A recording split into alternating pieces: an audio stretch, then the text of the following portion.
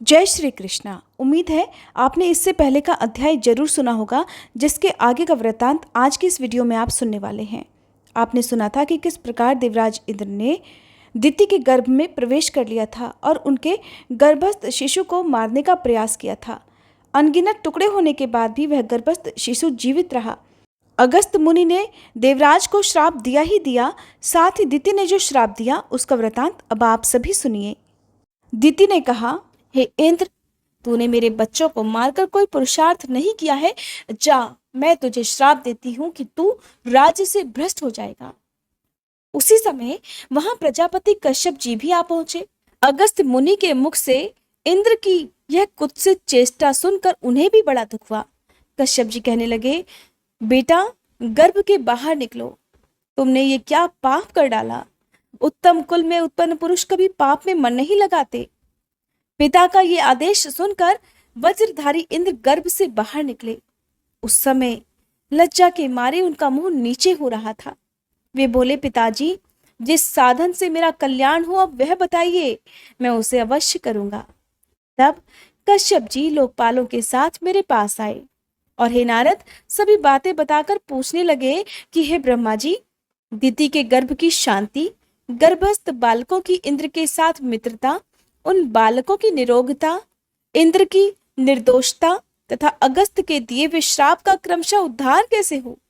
तब मैंने कश्यप से कहा, प्रजापते, तुम वसुओं, लोकपालों तथा इंद्र को साथ लेकर शीघ्र ही गौतमी नदी के तट पर जाओ और वहां स्नान करके सबके साथ महादेव जी की स्तुति करो।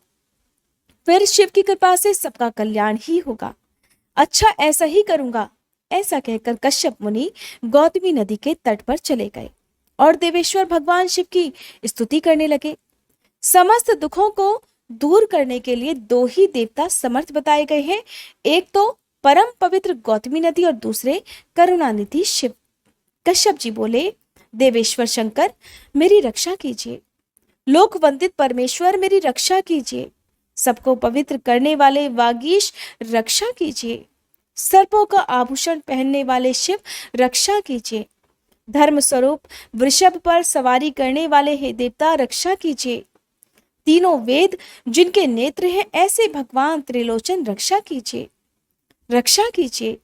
गज चर्म का वस्त्र धारण करने वाले शर्व, मेरी रक्षा कीजिए। त्रिपुरहर, रक्षा कीजिए। अर्धचंद्र से विभूषित हे नाथ, रक्षा कीजिए। यज्ञेश्वर सोमनाथ, रक्षा कीजिए। मनोवांछित फलों के दाता, रक्षा कीजिए। करुणाधाम, रक्षा कीजिए। मंगलदाता, रक्षा कीजिए। सबकी उत्पत्ति के हेतु भूत परमात्मन, रक्षा कीजिए। पालन करने वाले हे वासव, रक्षा कीजिए। भास्कर, वित्तेश, रक्षा कीजिए। ब्रह्म वंदित शिव, रक्षा कीजिए। सिद्धेश्वर, रक्षा कीजिए। हे पूर्ण परमेश्वर, आपको नमस्कार है। करुणा सागर शिव, भयंकर संसार रूपी दुर्गम प्रदेश में विचरने के कारण जिनका चित्त उद्विग्न हो रहा है, ऐसे जीवों के लिए आप ही शरण हैं। इस प्रकार स्तुति करने वाले कश्यप जी के समक्ष भगवान शंकर प्रकट हुए और उनसे वर मांगने के लिए कहा। कश्यप जी ने विनीत होकर भगवान शिव से इंद्र की समस्त चेष्टाओं का विस्तार पूर्वक वर्णन किया। साथ ही ये भी बताया कि मेरे पुत्रों का जो नाश हो रहा है, उनमें परस्पर शत्रुता बढ़ रही है, इंद्र को पाप और शाप की प्राप्ति हुई है, वो सब शांत हो जाए। ये सुनकर भगवान शंकर ने कहा, आपके जो 49 पुत्र मरुदगण हैं, वे सब सौभाग्यशाली और इंद्र के साथ सदा यज्ञ के भागी होंगे। जिस जिस यज्ञ में इंद्र का भाग होगा, उसमें उनसे भी पहले मरुदगणों का भाग होगा, इसमें तनिक भी संदेह नहीं। मरुदगणों के साथ रहने पर कभी कोई इंद्र को जीत नहीं सकता, फिर तो वे ही सदा विजयी रहेंगे।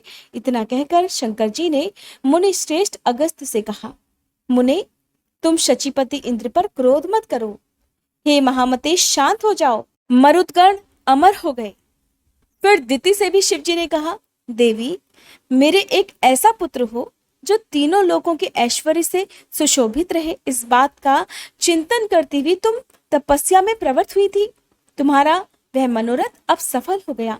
तुम्हारे ये पुत्र अधिक गुणशाली, बलवान और शूरवीर हैं। अतः अब तुम अपनी मानसिक चिंता छोड़ दो। सुंदरी, अब तुम संशय रहित होकर अन्य वर भी मांगो। भगवान शंकर के कहने पर दिति बोली, भगवान, लोक में यही बड़ी बात समझी जाती है कि माता पिता को पुत्र का दर्शन हो। विशेषतः माता के लिए भी ये बहुत ही प्रिय बात है। इसमें भी रूप, संपत्ति, शौर्य और पराक्रम से संपन्न एक भी पुत्र हो तो बड़े भाग्य की बात है। फिर यदि बहुत से उत्तम और गुणवान पुत्र प्राप्त हो तो क्या कहना। मेरे पुत्र आपके प्रभाव से विजयी और बली हुए हैं। वे वास्तव में इंद्र के भाई और प्रजापति के पुत्र हैं। हे देव, जहां अगस्त्य और गौतमी गंगा के प्रसाद के साथ साथ आपका भी प्रसाद प्राप्त हो, वहां शुभ होने में क्या संदेह है। यद्यपि मैं कृतार्थ हो गई, फिर भी भक्ति पूर्वक आपसे कुछ निवेदन करती हूँ। देव, मेरी बात सुनिए और संसार का कल्याण कीजिए। संतान की प्राप्ति संसार में दुर्लभ है। विशेषतः माता के लिए पुत्र का होना और भी प्रिय है। पुत्र भी यदि गुणवान, धनवान और आयुष्मान हुआ तब तो भला कहना ही क्या। इस लोक और परलोक में उत्तम फल की इच्छा रखने वाले सभी प्राणियों को गुणवान पुत्र की प्राप्ति सदा ही अभीष्ट है। अतः वहां स्नान करने से इस दुर्लभ फल की प्राप्ति हो सके, ऐसी कृपा कीजिए प्रभु। भगवान शंकर बोले, निसंतान होना बहुत बड़े पाप का फल है। स्त्री या पुरुष कोई भी यदि निसंतान हो तो वहां स्नान करने मात्र से उसके इस दोष का नाश हो जाता है, और जो इस स्तोत्र का पाठ करेगा उसे यहाँ स्नान करने का फल भी प्राप्त होगा। जो 3 मास तक यहाँ स्नान और दान करता है उसे पुत्र की प्राप्ति होती है। पुत्रहीन स्त्री यहाँ स्नान करके पुत्र प्राप्त कर सकती है। ऋतु स्नाता स्त्री यदि यहाँ आकर स्नान करे तो उसे अनेकों पुत्र प्राप्त होते हैं और वह 3 महीने के अंदर ही गर्भवती हो जाती है। जो पितृदोष से तथा धन अपहरण करने के दोष से पुत्र लाभ से वंचित हैं, उनके लिए ये गौतमी नदी परम उद्धार का कारण है। यहाँ पितरों को पिंडदान देने, तर्पण करने तथा कुछ स्वर्ण दान करने से निश्चय ही पुत्र होता है। जो धरोहर हड़प लेते हैं, रत्नों की चोरी करते तथा पितरों का श्राद्ध कर्म छोड़ देते हैं, उनके वंश की वृद्धि नहीं होती। जो पाप करके उसका प्रायश्चित किए बिना ही मर जाते हैं, उन सभी की यही गति होती है। जो तीर्थों का सेवन करते हुए जीवन बिताते हैं, उन्हें श्रेष्ठ संतान की प्राप्ति होती है। जो दिति और गंगा के संगम में स्नान करके अनादि, अपार, अजय, सच्चिदानंदमय, लिंग स्वरूप, ज्योतिर्मय तथा अनामय महादेव भगवान सिद्धेश्वर का अनेक उपचारों से भक्ति पूर्वक पूजन करता है, चतुर्दशी और अष्टमी को इस स्तोत्र द्वारा स्तुति करता है तथा यहाँ गंगा के तट पर ब्राह्मणों को अपनी शक्ति के अनुसार स्वर्ण देता और भोजन कराता है, उसे अनेक पुत्र प्राप्त होते हैं। ये संपूर्ण अभिलषित वस्तुओं को प्राप्त करके अंत में भगवान शिव के धाम में जाता है। और जो इस स्तोत्र के द्वारा कहीं भी मेरी 6 महीने स्तुति करता है, उसे पुत्र प्राप्त होता है। अगर उसकी स्त्री बंध्या अर्थात बांझ भी हो तो भी वह निस्संदेह पुत्रवती हो जाती है। तब से उस तीर्थ का नाम पुत्र तीर्थ हो गया।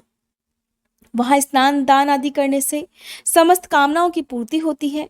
मरुदगणों के साथ मैत्री होने के कारण उसे मित्र तीर्थ भी कहते हैं। यहाँ स्नान करने से इंद्र निष्पाप हुए थे, इसलिए वह इंद्र तीर्थ या शक्र तीर्थ भी कहलाता है। जहाँ इंद्र को अपनी खोई हुई लक्ष्मी प्राप्त हुई, वह कमला तीर्थ कहलाया। ये सभी तीर्थ समस्त अभीष्ट पदार्थों को देने वाले हैं। भगवान शिव ऐसा कहकर कि यहाँ सभी कामनाएं पूर्ण होंगी, अंतर ध्यान हो गए और फिर कश्यप आदि सभी लोग कृतकृत्य होकर जैसे आए थे वैसे ही लौट गए। इतना कहकर ब्रह्मा जी मौन हो गए। देवर्षि नारद ने आगे जिन तीर्थों के बारे में ब्रह्मा जी से पूछा, उसका वर्णन आप आने वाले अध्यायों में सुनिएगा। अगर आपको आज की ये कथा पसंद आई हो तो प्लीज़ वीडियो को लाइक करके, अगर आपने अब तक भी हमारे चैनल को सब्सक्राइब नहीं किया है तो ज़रूर कर लीजिएगा।